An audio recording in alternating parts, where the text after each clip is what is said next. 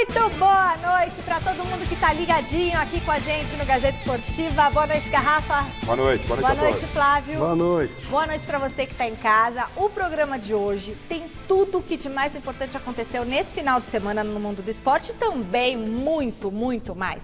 Antes de você ver como que o seu time se saiu, antes de você ver a análise dos nossos comentaristas, do nosso time, da nossa equipe na última rodada do Brasileirão, preste atenção nessas dicas. Com os resultados de ontem, o Flamengo pode ser campeão da Libertadores no sábado e do Campeonato Brasileiro no domingo, mesmo sem entrar em campo, caso o Palmeiras não vença o Grêmio no Allianz Parque na próxima rodada. Diante disso, a gente quer saber de você que nos acompanha e também da nossa dupla de comentaristas aqui. Quais títulos o Flamengo vai conquistar no próximo final de semana? Vai conquistar a Libertadores e o Brasileirão? Vai conquistar só a Libertadores? Só o Brasileirão? Ou nenhum dos dois? Entre no site gazetesportiva.com, deixe o seu voto, participe pela hashtag Gazeta Esportiva, que a gente vai ler o seu comentário e vai colocar ao vivo aqui no programa, e pelo WhatsApp. Vamos lá, 99479-1633. 99479-1633. Grava com o celular deitado para ficar bonitinho aqui na nossa tela. Combinado? E aí, boa noite, Flávio e Garrafa. O que vocês acham? Se você fizer na lógica, você observar, não é nenhum absurdo ganhar no sábado a Libertadores e no domingo o Brasileiro, né? Mas o Flamengo tem uma parada indigesta pela frente, é o futebol argentino, é um River Plate, é um técnico competente, o River está atento a tudo que está acontecendo no Flamengo, o Flamengo está numa crescente, há um oba-oba em torno do Flamengo que é natural por parte de torcedores e o elogio da crítica, e isso eu espero que não venha prejudicar, que não venha atingir os jogadores do Flamengo. Então, num palpite aí, eu vou ficar só com o Brasileiro no final de semana, acho que dá River. Você acha que ele não ganha do River? Um palpite, esse palpite na semana a gente vai transcorrer aí, tá acontecendo, mas no palpite não vejo nenhuma normalidade perder do River. Eu acho que o Brasileiro está garantido e tô mais pelo River. Eu acho que vai dar, o Flamengo no final de semana leva o Brasileiro. Eu acho que não leva nenhum. Não, eu acho que leva Não, eu acho que leva a Libertadores. O Brasileiro ainda não fecha. Não. Palmeiras ganha. Não, o Palmeiras vai ganhar. É possível. É possível. Claro que sim. É uma combinação perfeita. Tudo muito Falei, perto. É possível. Então é o seguinte, hoje tem show de bola às 8h30 da noite e no show de bola de hoje à noite você vai conferir ao vivo o nosso jantar com os 300 mil inscritos, com todos os 300 mil não, né? Mas com a galera que representa os 300 mil. Com a galera representando os 300 mil inscritos do nosso canal do YouTube, lá no Kiishi, no restaurante japonês. Vai ser um jantar muito gostoso com toda a nossa equipe hoje à noite. E vai estar ao vivo no show de bola a partir das 8h30 da noite. Porque promessa é dívida, ele tá sempre chamando, vamos se inscrever aqui, ó. Deu 300 mil, vocês vêm pra cá. A galera tá toda aqui, daqui a pouco sai pro jantar. Então, beleza. Olha, aliás, a galera tá toda aqui nos bastidores. Olha, tem um monte de gente aqui. Ai, que legal. Quanta gente bacana, gente bonita. Hoje o jantar vai ser sensacional lá no Kish. Vamos ver, então, como que as equipes paulistas se saíram nessa rodada do Brasileirão? Vamos começar pelo clássico Sansão de sábado na Vila Belmiro? Um jogo de poucos gols e muitas oportunidades desperdiçadas. O Santos recebeu o São Paulo com a Vila Belmiro lotada e contou com uma presença ilustre. O presidente Jair Bolsonaro assistiu ao clássico. Ele chegou poucos minutos antes da bola rolar e deixou o estádio aos 30 minutos do segundo tempo. Bolsonaro viu um grande primeiro tempo do Peixe. Os donos da casa abriram o placar aos 7 minutos, em pênalti cometido por Arboleda e Evandro e convertido com categoria por Carlos Sanches. O Santos ainda ficou perto de ampliar aos 36 minutos. Sanches quase fez um golaço do meio-campo, depois de Volpi sair errado do gol. Aos 42 jogados, Eduardo Sacha cruzou para trás e Evandro, totalmente livre, chutou por cima do gol. A primeira chance do segundo tempo também foi do Santos, aos 7 minutos. Jorge fez fila e a bola sobrou limpa para Sacha bater quase na pequena área. Thiago Volpi fez grande defesa. E como diz o velho ditado, quem não faz, toma. O São Paulo teve contra-ataque no minuto seguinte e aproveitou. Vitor Bueno cruzou e Daniel Alves apareceu sozinho para empatar o clássico. El segundo tiempo cedimos un poquito el protagonismo. Más allá de eso, creo yo que las situaciones de gol del segundo tiempo fueron mucho más claras las nuestras que las del rival. Creo que hubo tantas situaciones en el segundo como en el primero y que no fueron concretadas. Antes del gol en una contra del gol de Sao Paulo, nosotros habíamos tenido 3 o 4 chances y después del 1-1 también tuvimos chance para ganar el partido. O Santos garantiu a classificação à pré-Libertadores de 2020 com esse empate aqui na Vila Belmiro. E esse é justamente o objetivo do São Paulo, que segue no G6 e depende apenas de si mesmo para voltar à competição continental. Contra o Atlético Paranaense, a gente fez um jogo muito bom também, como fez hoje. Mereceu a vitória no domingo e mereceu a vitória hoje, na minha opinião. Então a gente tem que seguir trabalhando e conquistar as vitórias que a gente está precisando. Olha, foi um jogo legal, foi bom jogo. O Santos, no primeiro tempo, muito bem, poderia ter resolvido o jogo. Segundo tempo, o São Paulo reagiu com a saída do Jusilei e a entrada do Lisiero. O São Paulo passou a ter um condutor de bola até a área, que era uma dificuldade que tinha no primeiro tempo. E o time chegou mais, apertou o Santos, fez o gol merecidamente. Então esse 1-1 foi um resultado correto, mas que não foi bom para nenhum dos dois, né? Porque o Santos poderia ter passado o Palmeiras, aí com o empate do Palmeiras sábado ele voltaria, mas ficaria mais perto do Palmeiras. E o São Paulo poderia ter encostado no Grêmio, né? Mas acabou não sendo... Em termos de resultado não foi bom para nenhum dos dois, mas em termos de jogo foi bem legal, uma partida bem legal mesmo. Até o resultado foi justo, né? Não seria justo para ninguém perder esse jogo. Mas como resultado em si, não ajudou nenhum deles, não. É muito em cima do que o Flávio falou e fica aí uma tendência clara e evidente, e o departamento médico de fisiologia do São Paulo tem que se cobrir, entender o que acontece com o Lisiero, porque espero que seja apenas uma coincidência, mas como se machuca esse jovem jogador que é muito talentoso. A entrada dele no lugar do Jusilei, como disse o Flávio, deu outro panorama ao São Paulo. Ele é um dos caras que tem que funcionar, que tem que estar jogando nesse meio campo, mas volta e meia ele está machucado. Me causa estranheza, o Arboleda estabanado, era uma bola de segurança, o cara está indo para a linha de fundo, você cobre, você não pode chegar e fazer um pênalti daquele. São esses pequenos detalhes que acabam atrapalhando aí essa tentativa de recuperação do São Paulo, né? O São Paulo que agora já perde o Pablo para o final de semana, o São Paulo aí precisando e cada vez mais pressionado, porque tem o Ceará lá no Castelão no final de semana, a parada é indigesta demais. De qualquer forma, em termos do jogo, foi um resultado sim justo pelo que apresentaram Santos e São Paulo na Vila. Bom, o Palmeiras foi a Salvador encarar o Bahia e voltou de lá com um ponto na bagagem e a sensação de que, mais uma vez, deixou escapar a vitória pela falta de pontaria dos jogadores. Na Arena Fonte Nova, o Bahia recebeu o Palmeiras e o time baiano teve a primeira chance nessa jogada aí do Gilberto, o Gibagol. Só que o goleirão, o Everton, fez uma defesa sensacional no puro reflexo. Já no finzinho do primeiro tempo, não teve jeito não, viu? O Arthur Kaique cobrou a falta, a barreira abriu e a bola foi parar no fundo da rede, 1-0 pro Bahia. Depois do intervalo, foi a vez do Palmeiras comemorar lá na Boa Terra. Borja chutando cruzado, 1-1 e fim de papo. Nos empates que vão ficando pontos importantes. Temos o mesmo número de derrotas que o primeiro colocado, que é o Flamengo. E se vamos olhar, ficam 2 pontos diante do Bahia, fica 2 pontos diante do Corinthians, que também fizemos um segundo tempo, né, muito superior, até erramos penalidades máximas, mas ficam. E quando ficam é porque falta ainda algumas coisas importantes nessa hora. Você ser decisivo, você aproveitar o volume, você botar a bola para dentro, você acertar o gol quando está tudo pronto e é só acertar o gol, né? Como hoje aconteceu, né? duas ou 3 vezes, jogadas bem trabalhadas, com qualidade. E o campeonato, quando você ganha, isso você faz melhor que seus adversários, e quando você perde, como estamos, né, hoje na segunda colocação, você deixa de fazer bem e ficam os pontos pelo caminho. Bom, o Palmeiras segue em segundo lugar, não dá para brigar com o Flamengo, já era, mas está ótimo. Eu entendo que foi uma campanha interessante, pode ser melhor, espera-se mais. E outro jogo foi também o jogo parelho. O Palmeiras foi um pouquinho melhor, mas só no segundo tempo. Então foi também outro jogo dentro do esperado, não é fácil ganhar na Bahia. E manteve, até subiu um pontinho, né? O Flamengo ganhou. O Flamengo aumentou. Aumentou dois. Não tem jeito, aí esquece. Flamengo esquece. Projetar o Palmeiras meio que para o próximo ano. É isso que o Mano está fazendo, tentar se garantir na vice-liderança e começar a montagem. A torcida do Palmeiras, que é uma das mais exigentes, né, torcidas que existe, ela vai chegar forte o ano que vem. Se você olha a campanha do Palmeiras, compara ela com a do ano passado, É uma campanha ótima, ótima do melhor Palmeiras. que do ano E passado. com todos os problemas, sai Filipão, entra Mano. O time não está produzindo o que a torcida espera e tem como patamar, como sarrafo, belíssimo time do Flamengo.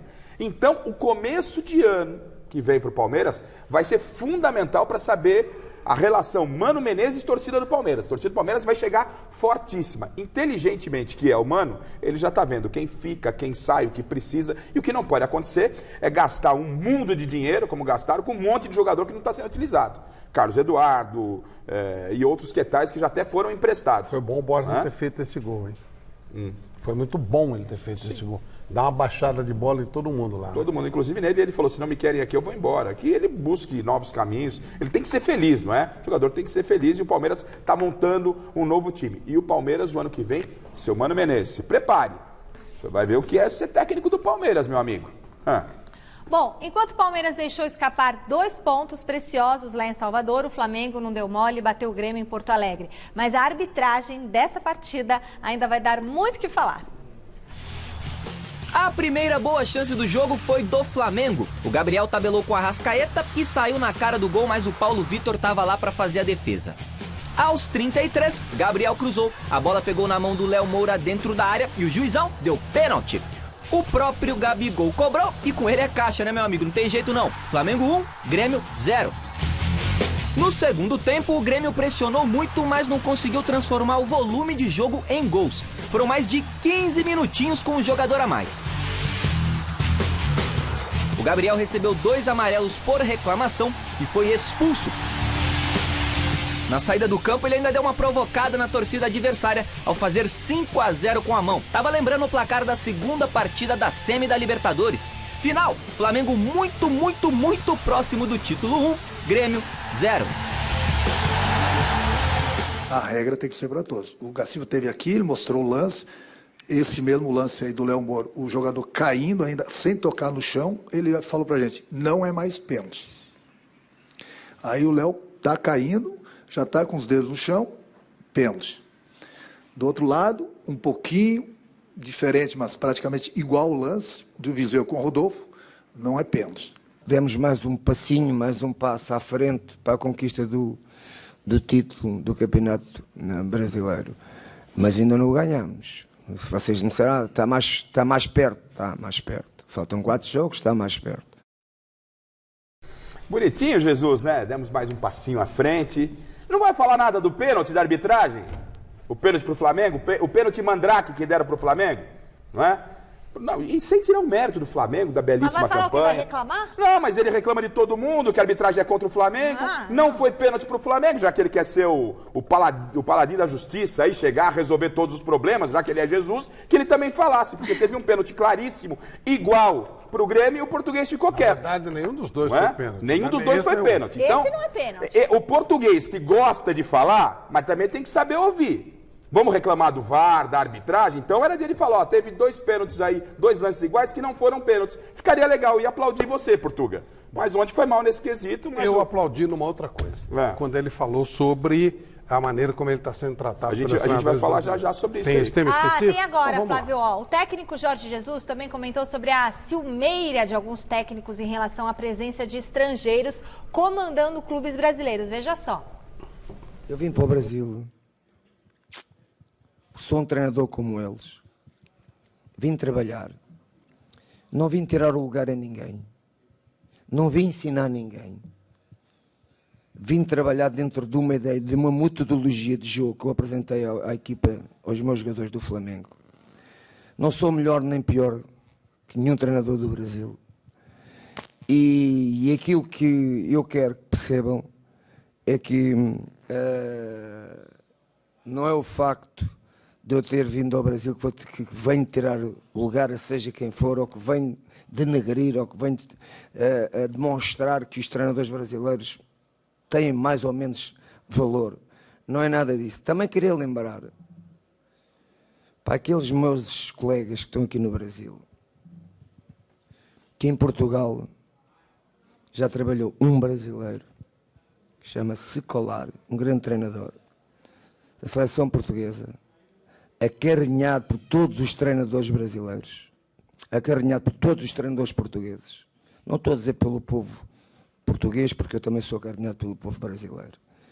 Além de Scalar, Lazzaroni, Abel Braga, Carlos Alberto, René Simões, Paulo Autori, Abel Braga, estes treinadores, mais alguns que eu agora não me lembro, trabalharam todos em Portugal. E nós, treinadores portugueses, quando eles estiveram lá, tentámos aprender, tentámos tirar qualquer coisa positivo e nunca foi esta agressividade verbal constantemente os treinadores do Brasil têm sobre mim. E praticamente aqueles que já estão aposentados, como vocês dizem, já estão em casa com luvas a tremer. Não é? Portanto, não entendo, não é? Não entendo estas mentes fechadas e espero bem que olhem para mim como um colega de profissão deles, independente de ser português, argentino ou brasileiro. Que é Salvando-se que a gente não entende muito o que ele fala. Mas básico, eu não... Não sou melhor nem pior, não vim aqui para tirar o lugar de ninguém, mais ou menos, né? Os brasileiros não têm o menor valor que o meu, ou maior, eu tenho maior valor que eles. Cita Scolari, Abel, Carlos Alberto e Paulo Autori, que trabalharam em Portugal e foram escola para ele, né? E criticou até os aposentados, que também técnicos aposentados que andaram criticando. Falou, por que não gostam de mim? Quem criticou ele? O Muricy criticou ele?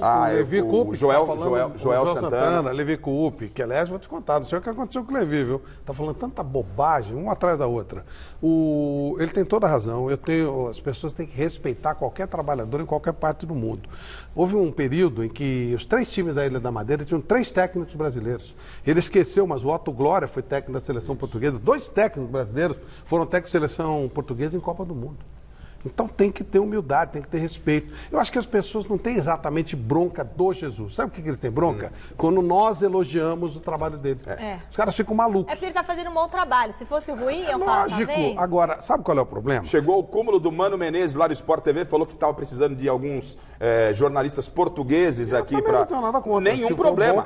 E aí o pior é que, não me lembro quem, um jornalista aí foi lá, não sei se foi o Mauro César, fizeram uma entrevista com... O pessoal da UOL. O pessoal do UOL entrevistou lá um jornalista português, um comentarista, e pediu que ele avaliasse, alguns para que avaliassem o Palmeiras. Os caras falaram a mesma coisa que nós, mas sem nenhum problema, espaço aberto. Aí a coisa é a seguinte, os técnicos brasileiros eles têm que entender o seguinte, eles são submetidos a uma caixa de limitação pelos cartolas. Que aqui eles são resultadistas, não dá tempo para o cara trabalhar. Quando vem um cara como esse, quando vem um cara como São Paulo, que são técnicos que não têm um elo exato com o Brasil, eles têm mais liberdade para trabalhar, mais tempo para trabalhar, mais liberdade para fazer o futebol ficar bonito.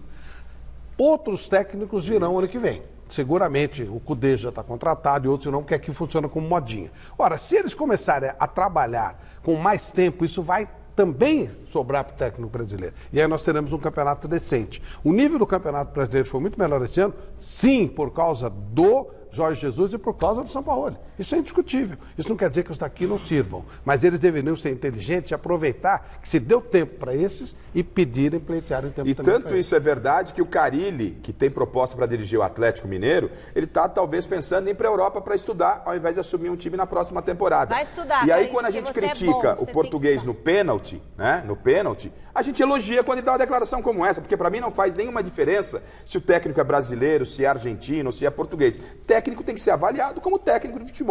Como jornalista tem que ser avaliado como jornalista e jogador também, daí segue. A mão que pesa no brasileiro tem que pesar também no português. Antes do Carille viajar para estudar, ele vai passar aqui no Mesa Redonda domingo agora.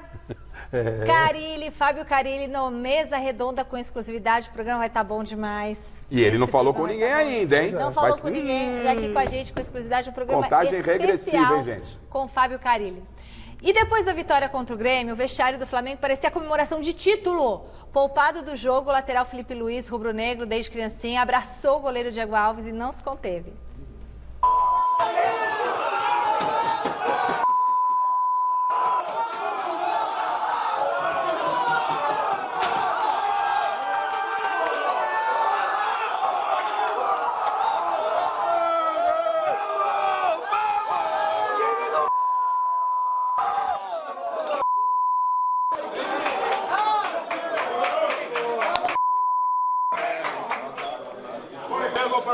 Valeu. Valeu.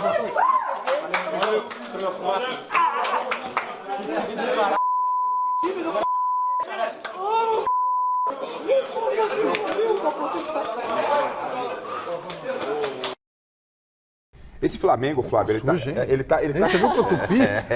ele tá quebrando alguns paradigmas desse futebol chato, né? Em primeiro lugar, tem que comemorar. Todo mundo já sabe que é o Flamengo campeão, não é? Tem que vibrar. Vibrar intensamente. É questão de tempo para o Flamengo ser campeão. Isso é muito legal. Outra coisa legal, a marra do Gabigol ali. Quando ele vai lá dar aquela provocadinha de 1, 2, 3, 4, 5, eu acho legal essa provocação. O que eu não acho legal pro Gabigol, ele como quer ser o marrentinho, tudo bem, ele não pode ser expulso todo jogo. Mas o Flamengo tá quebrando algumas normas, o futebol tá muito chato. Tirou mãozinha com o Grêmio, não fez mal pra ninguém. Comemorar o título que tá chegando, muito legal. Parabéns ao Flamengo. Ah, tranquilo. E olha, já que falamos disso, nós vamos ter uma grande festa com muita gente do Flamengo e os melhores do Brasil no ano na nossa festa do troféu Mesa Redonda, 16ª edição. Grandes destaques do futebol estarão por aqui. O Oscar do futebol brasileiro terá mais uma vez a parceria da nossa querida Lux Color, a tinta da pintura inteligente, Michele. Beleza, e o Corinthians, Flávio Prado, foi a última equipe paulista a entrar em campo. Diante do Inter em Itaquera, o time voltou a apresentar os problemas ofensivos que tanto irritavam a torcida na época que a equipe era comandada pelo Fábio Carille. Coelho até conseguiu melhorar o panorama depois do intervalo, mas não o suficiente para tirar o 0 do placar. Se esses jogadores fizeram corpo mole para derrubar o Fábio Carille, tentaram repetir a dose ontem para cima do interino Coelho. É brincadeirinha, viu? Primeiro tempo muito ruim, uma ideia de jogo que não encaixou, que a gente vai continuar trabalhando para isso. Que primeiro tempo foi esse, hein, Corinthians? Vale também pro adversário, coisinha feia. O Internacional também não encheu os olhos, mas ao menos atacou mais do que o Timão. O 0-0 caiu bem para os 45 minutos iniciais em Itaquera. Depois do intervalo, ufa, aleluia, o jogo melhorou. Potker desperdiçou algumas chances pertinho do Cássio. O Júnior Urso deu o troco de longe e assustou o Lomba. E o Bocelli, cara a cara, passou raspando. Centroavante, chama o Guerreiro, que começou no banco porque voltou cansado e às pressas da seleção peruana para encarar os ex-fãs dele na Arena Corinthians. Você fez um dos gols mais importantes da história do Corinthians, que foi no título mundial, e de repente toda vez que vem para cá a torcida pega no teu pé. Qual o sentimento, Guerreiro? Não, tranquilo. Ingratidão da torcida? Não, eu não posso falar que ingratidão, com certeza não. Cada um tem sua opinião e eu respeito. Trunfo do Zé Ricardo? Trunfos do Coelho, que tirou da manga um Wagner Love, o artilheiro do amor, e colocou ainda o Gustavo, que foi pra rede, mas não pro abraço. Tava na banheira, impedido, não valeu. O resultado pode não ter sido dos melhores, porém o Corinthians conseguiu diminuir a distância dele, Corinthians, para o G4, de 7 para 6 pontos. No caso, a distância do Timão para o quarto colocado, que é o Grêmio, e que perdeu em casa para o Flamengo. Esses 2 últimos jogos eu falo que nós ganhamos 1 ponto fora de casa e contra uma grande equipe do Inter nós ganhamos mais 1 ponto. A gente chegou num momento que não tem mais que... Acho que tanto dentro como fora de casa tem que pensar em vitória e perder o mínimo de pontos possíveis. Acho que bom, você tem que sonhar, mas tem que ter consciência de que já era. Pré-Libertadores ou nada, né? É São Paulo, sim, Corinthians e Internacional. Os 3 vão brigar por pré-Libertadores ou nada, a não ser que o Flamengo ganhe, porque aí os 3 se encaixam. Ou um vai direto, outro não dá para pegar o Grêmio. Pô. 6 pontos de vantagem e jogando a bola que os caras estão jogando, não dá não. Aliás, eu não sei como é que eles conseguiram fazer aquele primeiro tempo daquele jeito. Nossa Senhora. Sofrível, né? Nossa, parecia que eles estavam treinando para jogar feio. De novo. Inacreditável. O segundo tempo, legal. Todo mundo foi para cima, os técnicos tocaram os jogadores para fazer um jogo mais ofensivo. No primeiro tempo, olha que não é fácil, viu? Você tem que caprichar para conseguir jogar desse jeito. Pela bola que essas equipes estão jogando, é mais fácil torcer pro Flamengo ser campeão na Libertadores para tentar resolver a vida deles. Encaixa todo mundo. Encaixa a rapaziada por aí. E o Corinthians já nessa tentativa de formatar o time pro próximo ano. O Mantuan e o Oia, que eram 2 jogadores que voltariam para o empréstimo para o Corinthians, já foram liberados pelo Thiago Nunes. Então já começa o Thiago colocar o dedo, não quis utilizar esses 2 jogadores, que eram jogadores que ficariam à disposição para a próxima temporada, e o Thiago Nunes já liberou a diretoria para poder reemprestar esses atletas. Bom, mais 2 jogos completam a 33ª rodada do Brasileirão hoje à noite. Daqui a pouquinho, às 7h30, Vasco e Goiás se enfrentam em São Januário. Mais tarde, às 8h, tem Cruzeiro e Avaí no Mineirão. Bom, por enquanto, a classificação do Campeonato Brasileiro é a seguinte. O líder Flamengo abriu 13 pontos de vantagem em relação ao Palmeiras, segundo colocado. Santos, Grêmio, Atlético Paranaense, São Paulo e Internacional completam o grupo dos classificados para a Copa Libertadores do ano que vem. O Corinthians é o 8º, seguido de Bahia e Vasco. Virando a página, temos Fortaleza, Goiás, Atlético Mineiro, Botafogo, Ceará e Fluminense. Estão na zona aqui de rebaixamento Cruzeiro, CSA, Chapecoense e Avaí, que pode cair hoje, caso não vença o Cruzeiro no Mineirão. E quem está garantido na primeira divisão do Campeonato Brasileiro do ano que vem é o Bragantino. Nesse final de semana, o Massa Bruta colocou a cereja no bolo, conquistando também o título da Série B ao empatar em casa com o Criciúma por 1-1. E nós preparamos uma reportagem especial mostrando qual é o principal fator para o sucesso da equipe de Bragança Paulista nessa temporada. 30 anos depois, o Bragantino voltou a conquistar o título da Série B do Brasileiro com uma campanha impecável, fruto de uma parceria entre um clube tradicional e uma empresa que há anos é sinônimo de excelência no âmbito esportivo. Há mais de uma década, o Red Bull Brasil vem crescendo no futebol. Em 2019, antes mesmo da parceria com o Bragantino, o clube deu trabalho para os 4 grandes de São Paulo e teve a melhor campanha da primeira fase do Campeonato Paulista, mas ainda faltava algo. Futebol também é torcida, é paixão, é estádio cheio, é dia de evento. E o Red Bull Brasil, ele de alguma forma faltava esse algo mais, né? Faltava esse detalhe para que a gente pudesse projetar o clube em âmbito nacional. Daqui para frente, uma nova realidade. Afinal, 2 clubes geridos por uma mesma empresa não podem disputar uma mesma competição. E como fica a situação do Bragantino e do Red Bull Brasil, que no papel seguem sendo 2 instituições distintas? A partir do ano que vem, o Red Bull Bragantino disputa a Série A1 do Paulista e o Red Bull Brasil disputa a Série A2. Nós vamos sim continuar investindo no Red Bull Brasil, principalmente como uma plataforma para desenvolver jogadores. Planejamento, organização e estrutura de ponta. O Bragantino joga no seu tradicional estádio Nabi Abichedi e treina no moderno Centro de Formação de Atletas do Red Bull. Se for ver, ainda no Brasil tem alguns clubes grandes que não têm o que a gente tem aqui. Então você sendo organizado fora de campo, dando estrutura boa, fazendo todas as coisas, uma hora as coisas dão certo. É o que está acontecendo agora. Então eles estão colhendo os frutos de coisas que eles plantaram há muito tempo atrás. E espero que isso ainda dê mais frutos pela frente. Matheus Peixoto é um dos poucos remanescentes do antigo elenco do Braga.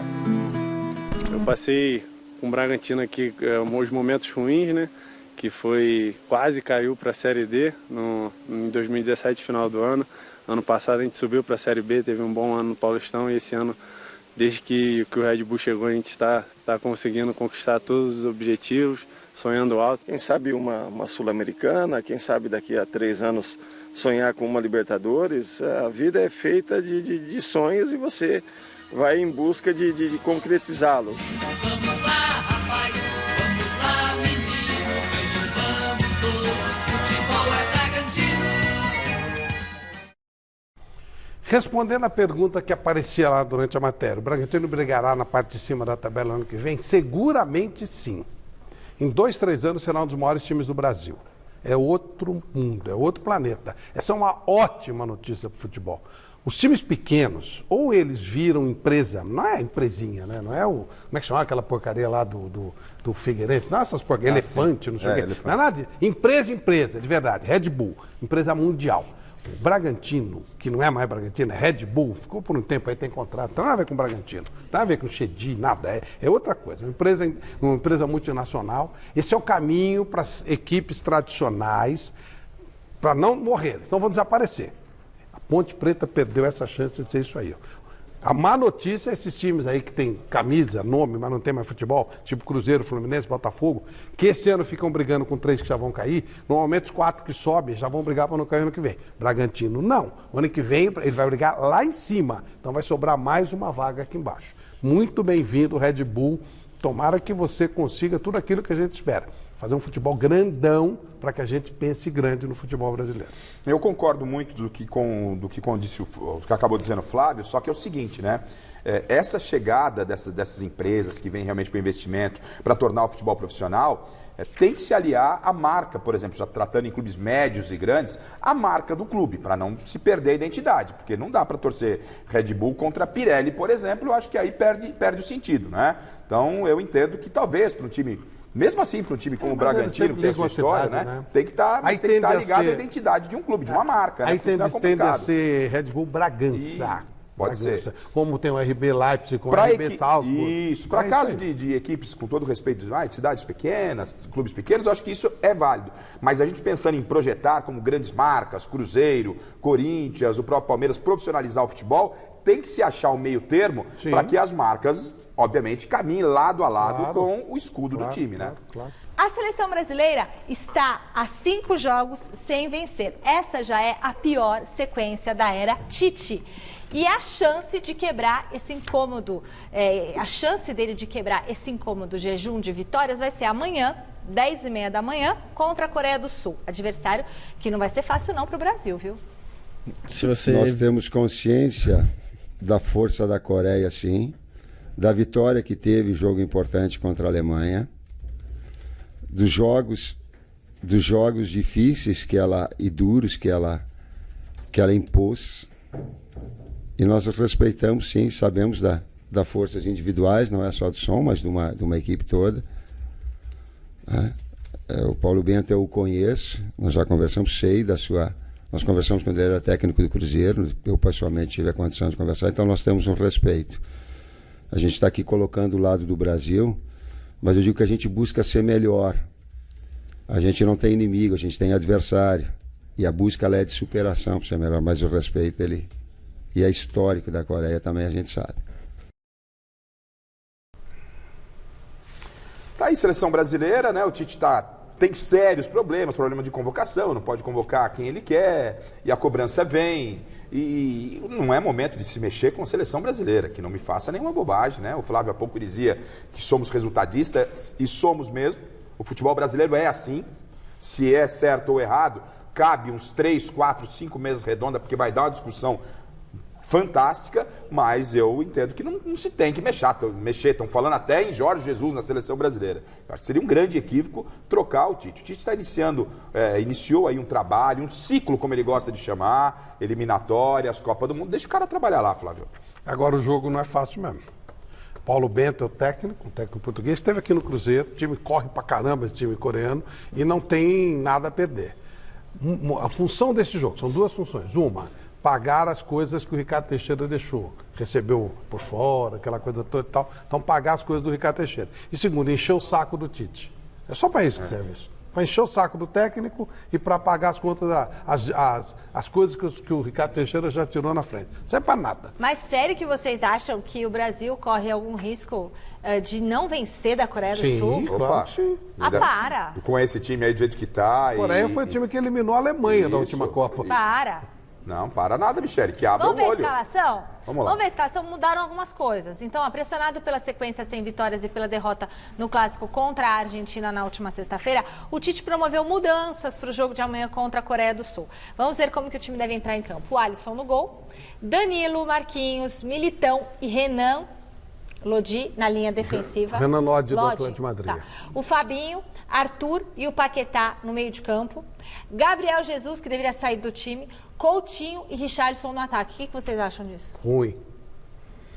Eu acho muito ruim, vai perder. É ruim. Então, mas é o que temos para o momento, né? A nossa safra é uma safra ruim. Olha os laterais. E não só com esse time que está montado aí. Não é só esse time que está montado aqui embaixo, não. É para chorar. Você vê, a nossa safra é muito ruim. Não tem que trocar, não. Tendo em comparação com o que a gente tinha no passado. A gente tinha 4, 5 jogadores em altíssimo nível do futebol europeu. A gente não Aí tem. você pode colocar seguramente o Neymar, teria que ter o Daniel Alves pelo lado direito.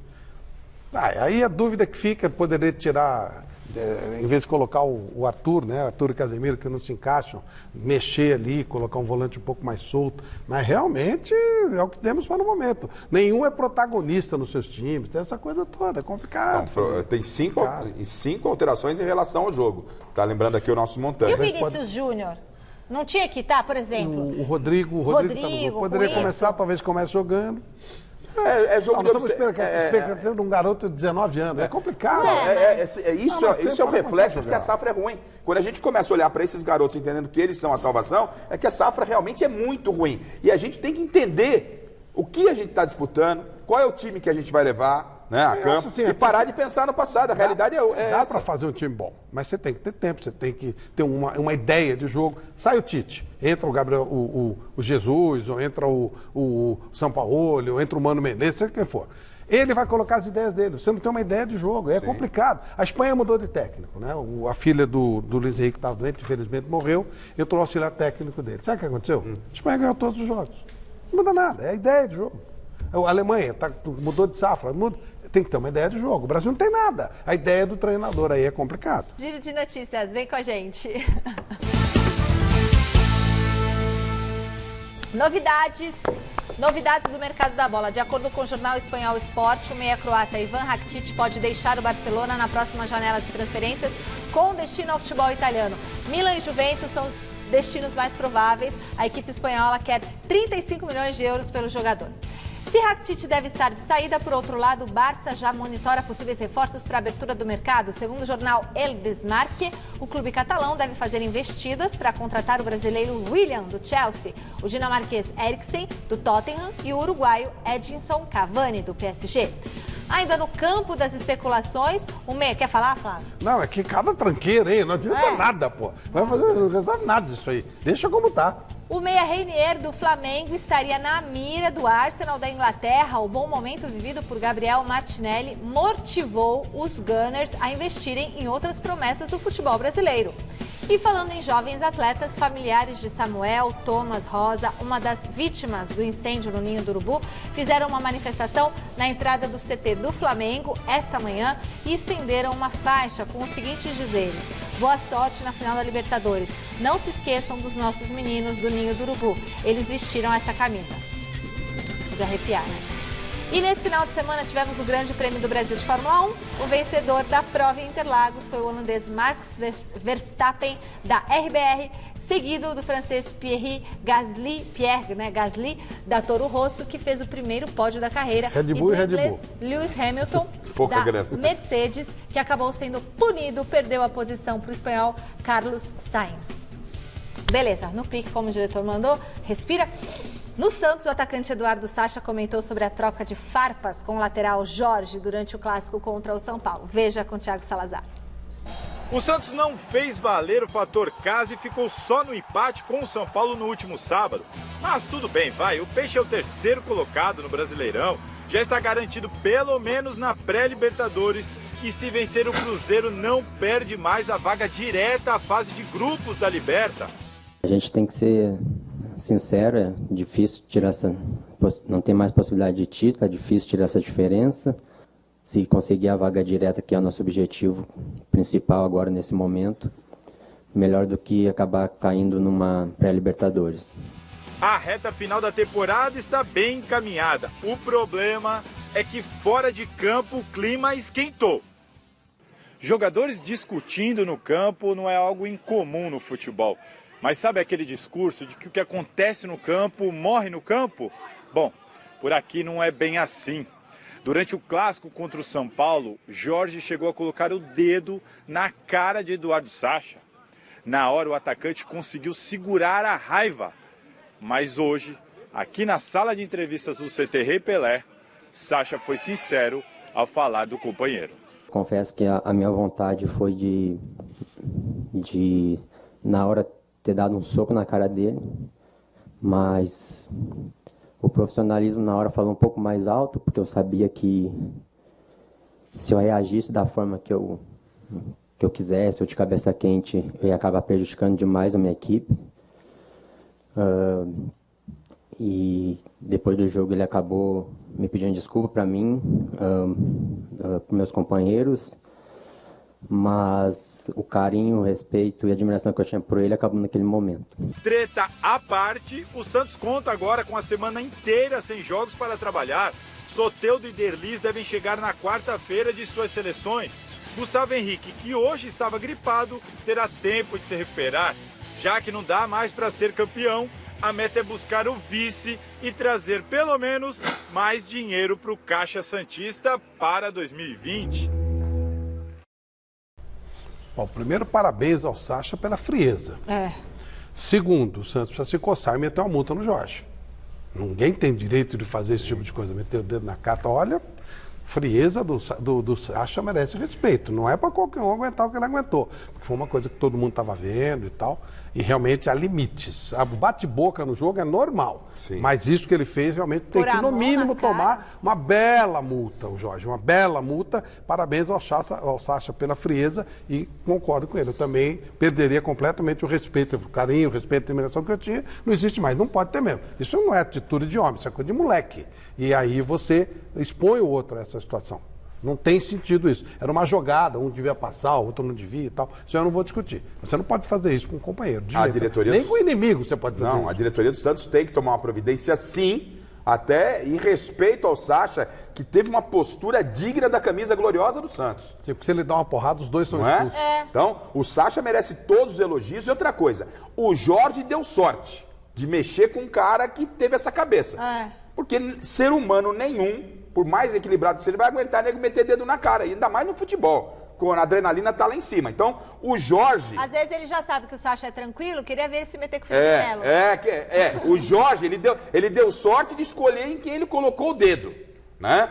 Parabéns ao Sacha, tá, mas ele... Olha, Sacha... Sacha, parabéns, você mas o um Santos exemplo. tem que fazer alguma coisa. Sim, com a não palavra, pode ficar barato, não. Com a palavra, o presidente do Santos. Agora, se o Santos não fizer, vai ficar feio, hein? Aí vai ficar feio, vai ficar errado, né? Fica a terra de ninguém. Já se conectou com as nossas redes sociais? Anota aí, Facebook/Gazeta Esportiva, Twitter e Instagram, @Gazeta Esportiva, nosso canal do YouTube, youtube.com/Gazeta Esportiva. Beleza? Show de bola agora às 8h30 da noite e você confere o nosso jantar ao vivo lá no Quiche, vai ser muito bacana. E vídeos de WhatsApp na telinha. Boa noite, pessoal da Gazeta, Adriano de Guarulhos. E o Flamengo vai levar os 3 títulos: Brasileiro, Libertadores e Mundial. Um abraço, boa noite. Boa noite, Gazeta Esportiva. Aqui é o Edson, fala da Zona Norte de São Paulo, Jardim Vista Alegre. O Flamengo, esse ano, é o Papa Tudo, vai levar o Brasileiro, Libertadores e Mundial. Oi pessoal, sou Paulo Renato, corintiano de São Paulo. O Flamengo leva o Brasileiro. Se a Libertadores fossem 2 jogos, levava o Flamengo. Um jogo só da Argentina, River Plate. Beijos a todos. Ai, gente, mas dirigindo não pode, meu amigo. Não pode falar dirigindo no celular. Que parado? Tava mexendo na janela. Um beijo pra você. O que vai dar? O que o Flamengo vai ganhar? Põe na tela aí. Vai ganhar? Nada. Vai ganhar nada. 38% dos votos. Bom, e hoje a gente encerra o Gazeta Esportiva homenageando o grande Reinaldo, o príncipe do pagode, que nos deixou nessa madrugada. Vamos relembrar como que foi a participação dele no último Troféu Mesa Redonda. Tchau. Aliás, canta com ele, né?